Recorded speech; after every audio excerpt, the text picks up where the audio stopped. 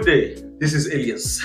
Dream Inspired Dream Properties. As always, we are telling you that we have some different kind of figures, and today is much different. Zayd Alathari, Iraq, Saudi, everywhere, has invested on art, and he's selling his art in very expensive. That's the thing which we need to know. Why that expensive? But he has passed through a lot until we see him now here. Not that he did not come just easily. Zayd Alathari, please welcome to the Dream Inspired TV talk show. Thank you very much. It's a pleasure to be here. Thank you so much. So first of all, I will just want to know that journey. You started from Iraq. When I hear Iraq, I know there is a story behind. Just start from there, and then we'll go later to that art. Sure. Well, it's the foundation of it, so we need to start it. We need to start at the beginning. So yes, I was born in Iraq. Family left in 1980 abruptly, and we moved to London. And then eventually we settled in Pennsylvania in the U.S. And then Northern Virginia in the U.S., where I've spent the majority of my life there. Looks like it was a cake life to you from the beginning in Iraq, not like other experiences which people are saying. When you hear I'm telling you that I'm born in Iraq, keep that in mind, that I'm not coming in it's different to you. Yeah, definitely was different. I mean, back then, Iraq was during the 70s. And Iraq was a different place. It was similar to the boom that you were experiencing in Saudi. It's similar to the boom that has been experienced in UAE. So at that time, things were definitely different. And it was, it was a very modern society. There was women's rights, there was civil rights, there was a lot of good things that were happening, a lot of growth. We were fortunate enough to leave in 1980 because things took a different path, and we were fortunate enough to move to the U.S., where at that time the U.S. was also going through. This was early 80s, going through a journey of on its own, with a huge growth and boom and economy and other things. So it was definitely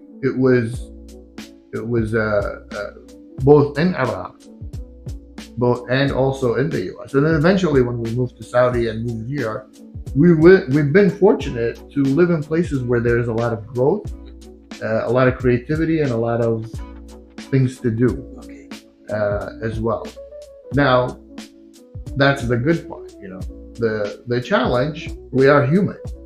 And as, a young person that didn't know English and moved to the U.S., at that time, the U.S. was very homogeneous.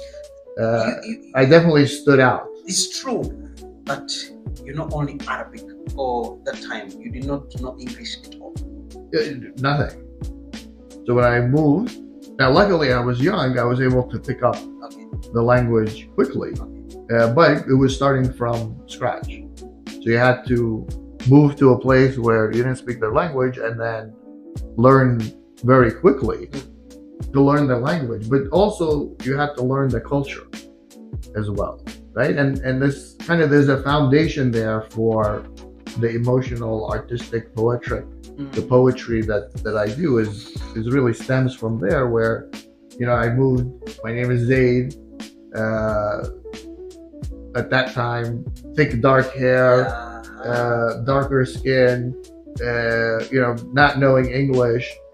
In a sea of, at that time in Pennsylvania, it was all white people that were Tom and Steve. So definitely there's a complex that's developed, and an identity, right? Because at the same time, my parents are trying to keep the Iraqi culture, but in the U.S. Right, and wanting us to keep that Iraqi culture, but at the same time we have to assimilate to the land we were living in, the schools we were going to, and the friends that we were making. Okay, I'm taking you up there because I know that normal life which you were having with your parents starting your own family, there were a lot of challenges which you encounter until you find yourself here in Dubai. There is a journey here, there also. Yeah, absolutely. I mean, even the journey when I was young, moving from, living in the U.S. and being different, where I would tell people would ask me, where are you from? And I'd say Pennsylvania, and they're like, no, where are you really from? Or when we moved to Virginia, I was from Virginia, and I'm like, Virginia. They're like, no, where are you really from? I'm really from Virginia. Yeah. But there's always there's a stigma that's associated. I look different. My name is different. Therefore, I'm not from that. So there's a sense of you question your sense of belonging there, even though at that time I became a U.S. citizen. I was ingrained in the culture of living in the U.S. So there's always this thought that, hey, people are gonna ask me where I'm from, and I have to explain it. So then at university, it was a very international university with a lot of Arabs. So finally I was like, hey, I'm gonna be with my people. But when I started with them, they're like, where are you from? I said, I'm from Iraq. They're like, no, you're Americanized. You're not Iraqi. So, although I thought I was gonna find my identity when I now with other Arabs, that was still missing. It was still not there. Do you regret dropping your citizenship? No, not at all. Yeah, I mean, it's the citizenship. Oh, it's expired, but it's not dropped. In Iraq. Yeah.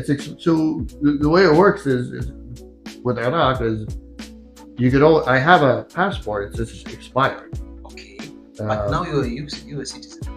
U.S. citizen, yeah, which for travel helps. For travel, but your heart is Iraqi. I'm both. I'm both. Dual. And this is actually a strength that I found to have kind of two cultures, two sense of belonging. Because, and this is the beauty of being in Dubai, is that after all these years of trying to find an identity, when I moved to Dubai, I finally found it, because everyone is different in Dubai. So that difference is actually a similarity and a sense of belonging to people like us that, had left their birthplace and moved to another place where we were always different. Okay. Thank you so much. We are here with Zayd Alathari today until we finish where we started. We'll be back. Thank you. We are back with Zayd Alathari, art investor, and just making dream properties. Dream inspire. Zayd, you started your journey of art investment. I know you put your time, effort, and money until that art we see it today. How did that journey of art started? Yeah, I mean, it started by accident. I had actually a very talented artist and opera singer friend from university, and I had just bought a place. This was when I was younger, so it was one of my first places. It was a nice duplex in Washington D.C., up and coming neighborhood, and I needed art for it. And I reached out to her, and she's an amazing artist. And we came up with themes, and she quoted me some prices, and I was like, wow, that's a lot. So I said, let me, I'll get back to you. So me and a friend went down to the store down the street, an art supply store. We bought canvas, and then we just started messing around and painting. And I did a couple of different drawings, and then people started stopping by and be like, wow, that's good. Where'd you get that? And I was like, I made it. Really? And they were like, no, really, where'd you get it? I was like, no, this is mine. So based on that, I just started getting more canvas, and they got bigger and bigger. And I started creating art. But I kept it. It was just for me, and it was something I started doing. And it was, again, it's, a lot of the art is about, my art is very emotional. It goes it's less about thought, but more of an emotional journey that I'm going through, or that I'm sensing, and I'm putting it down on canvas, or with the poetry, writing it down. So that just, I started amassing a lot of paintings and poems, and I did that for really decades. People were always saying, "Why don't you sell it?" And I was like, "No, this means like I don't." First, I always doubt myself. So in doubting myself, I'm always afraid I won't be able to recreate the art or the poetry or anything that we do in life. Right? You're scared you might not be able to do that thing you did again. Right? So there was a fear of, well, if I sell it, then and I can't reproduce it anymore, then I'm not, people aren't gonna know that I've created this art. So I hung on to it for years. You just buy a canvas, you take some brushes with color, you just paint whatever comes in your mind emotionally. Emotionally, yeah. So is it in my heart? Why are you selling it that expensive? Yeah, so again, I went really almost decades without selling it, right? It would be more of giving it to friends and families, people that I know will keep it and appreciate it. My fear was always, if I sell it to strangers or give it to strangers, they're not going to understand. They're not going to understand, or may not even keep it. They may throw it. And that there was a lot of emotion that went into the art.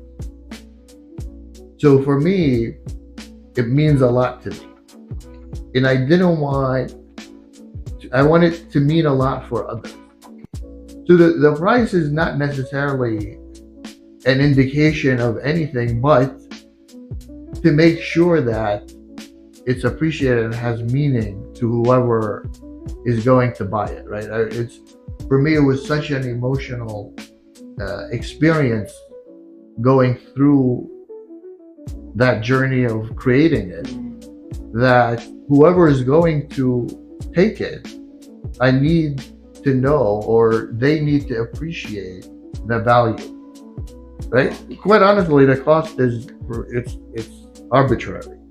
It's more of just I need the person who's going to take it appreciate it, right? Unfortunately, people appreciate money, so yeah, people don't understand when you tell that I'm selling this art for $200,000, $300,000. They just like, what are you talking about? And depends on what they are saying, because as you can see, this art, some people may not understand why is this guy selling this for this kind of price. Still, I'm asking again, you are selling the emotions, you are not selling the art. Exactly, because the art and poetry is all about all the insecurities that I had as growing up, right? Whether from Iraq or the US or eventually London, Saudi, and then London, Dubai. So it's a lot of the emotions that, as child, parents, spouse, children, all that goes into the art. So a lot of the paintings are about, my relationship with my father, or my relationship with my mother, or my spouse, my wife, my children. Definitely, there's a lot of emotions in there, in both the poetry and the art. Has it disappointed you in any way out before the art? I mean, again, I wouldn't say disappointed, but it can be very frustrating, right? Because you're trying to get emotions out. You're trying to get a hold of your emotions, and you're trying to get those out, and then you're trying to capture it in a way, in a physical form, right? That's not easy. That can be very frustrating, right? So this is, one of the things is I might start out as happy, the painting, right? So you're building a base of happiness. But then if something through that experience, if something is not working out, that happiness turns into frustration, right? And then there's a frustration layer. Then it might turn into anger, right? And that has its own uniqueness. But then at some point that anger subsides, and then you go back to content, right? Or happiness, right? So, but that's part of the beauty, because if you look at the art, it's just layers and layers of different emotions, and those layers have different colors, they have different techniques.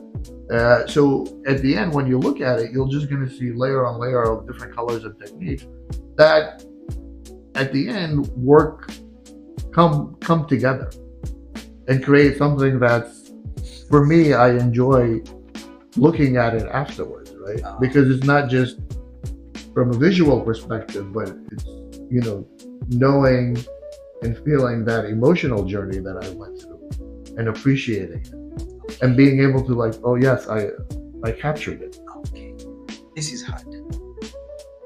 In your art, in your life, normal life, I'm seeing you as a successful art investor here in Dubai, because I've seen your art already.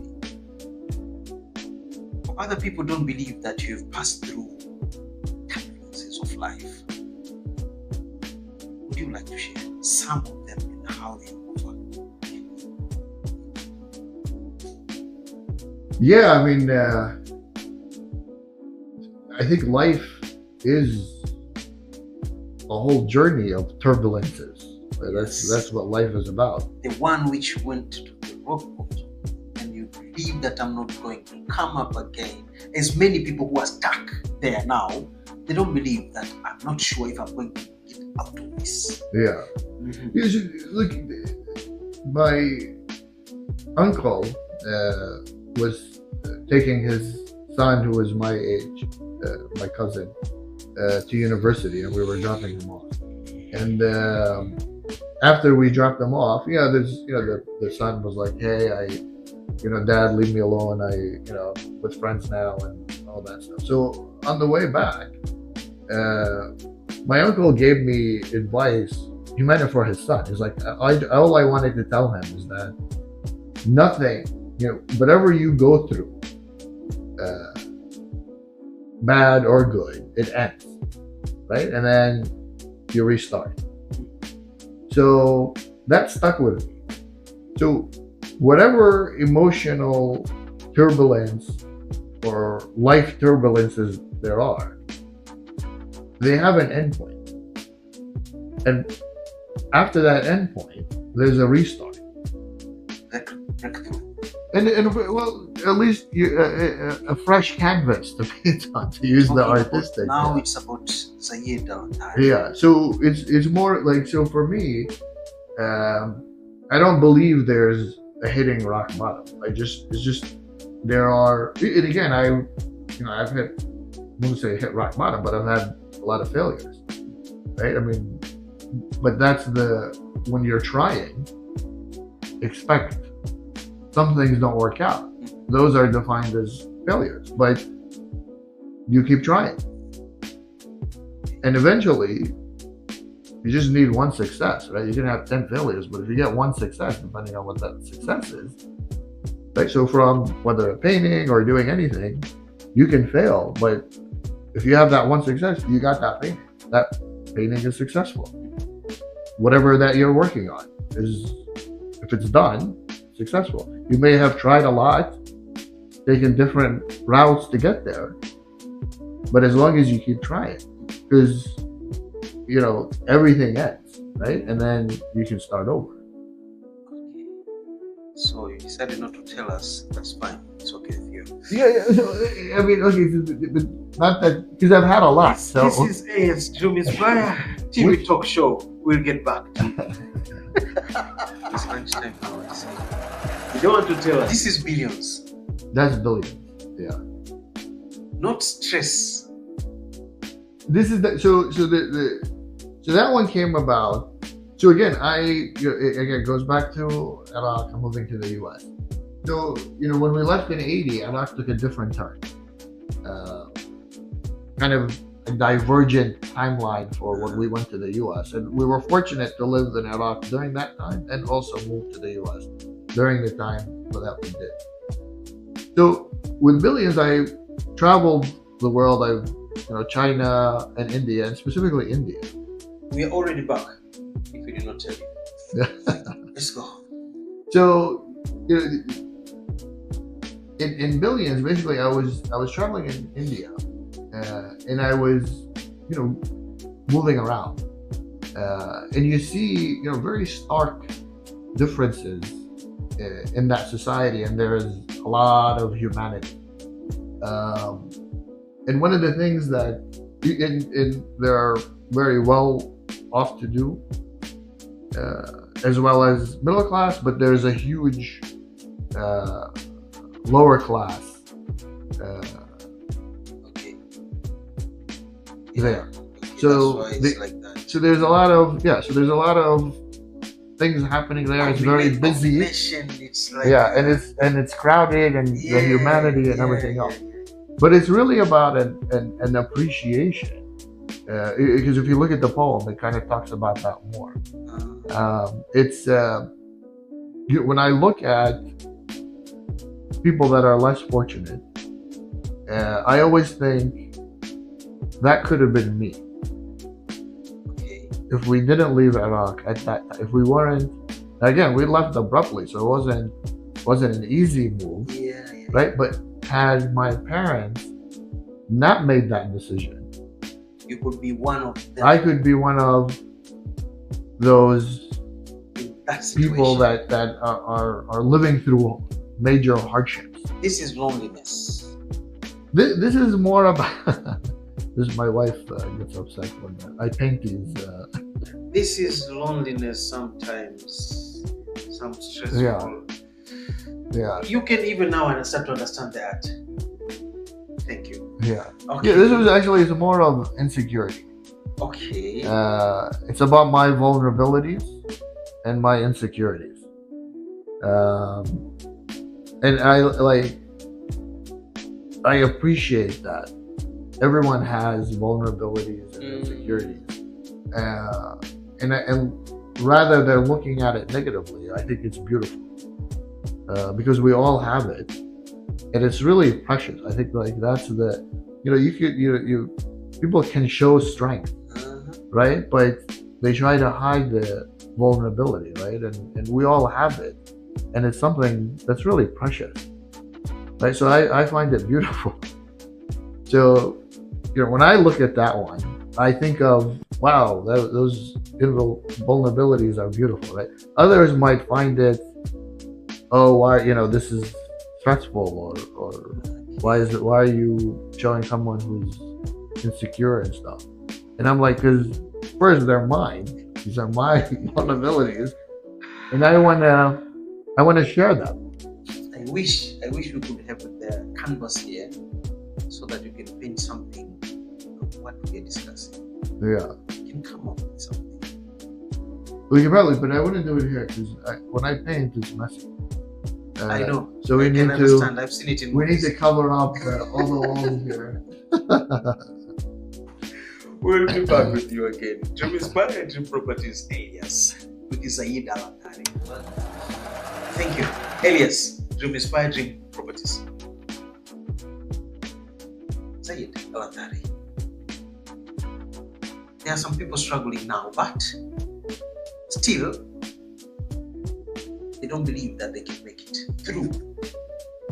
You are struggling, but you made it through. Now you're one of the witness. You can tell them. Well, I first tell them I'm still struggling. So life is a constant struggle. Hold on. Struggling on what? Just everything. So again, the whole you're struggling. The first thing is you're struggling within yourself. That's constant. And it's emotional. I wanted to take it from you. The guy who is struggling is telling us that he can sell his art, selling, forget about giving, for 1 million, one art, one canvas, and then you are telling us that now you are struggling. Excuse me, give us a break, please. Yeah. You are selling an art for 1 million, one art, canvas, 3 meters, and then you are telling us that I'm still struggling. Excuse me, Zayd, please. Let's be realistic. Yeah. Are you still struggling? Absolutely. Again, I'm not saying financially struggling. Okay. I'm saying emotionally struggling. Okay. Right? So that's the first. It's in the advice is that's the start, right? There's going to be internal and external, right? So the internal ones, we all have that, right? We're all struggling with what do I want to be? Who am I? Okay. How's my relationships with others? Like, there's all these emotions and thoughts going through your head, right? And everyone has that same struggle, and you need to basically work through that. What are you telling me? Right? Work through your internal struggles. You have to get a hold of that, and you have to master that. Then there's the external struggle, right? And that requires the same type of constant attention, constant work, and time, right?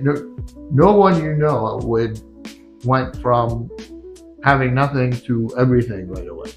It's all been years of hard work and luck, and other people as well, like who you're interacting with. It's not a one-man show. It's a whole community, right? And the idea is know yourself and then work with others to develop over time what you wanna be. Just take it. That would be. So, Dream Inspired TV Talk Show. You have something to tell us. Sorry, say it again. I'm not saying it again. I'm just telling it again. Dream Inspired TV Talk Show. Do you have anything to tell us? Yeah. Look, I think it's life is a long journey. There's a lot to do. There's a lot to see, and the most important thing is try to enjoy it as much as possible. And that enjoyment will result in something that's enjoyable for others as well. Okay. Thank you so much, Zayd Alathari. My pleasure. It was a pleasure having you today, and believing that on the art side you will invite us on one of your galleries so that we can be there too. Can you promise that? Definitely. My pleasure. This is Elias, Dream Inspired TV Talk Show, Dream Properties. As always, we were with Zayd, and he just shared his story from where he started on the art, also on the noble life. The guy has struggled, but now he's one of the top artists, and also top art investors in Dubai, rounding the world. For me, the end of this one is the preparation for the next one. Thanks for the team, Dream Inspired TV Talk Show team, and see you again.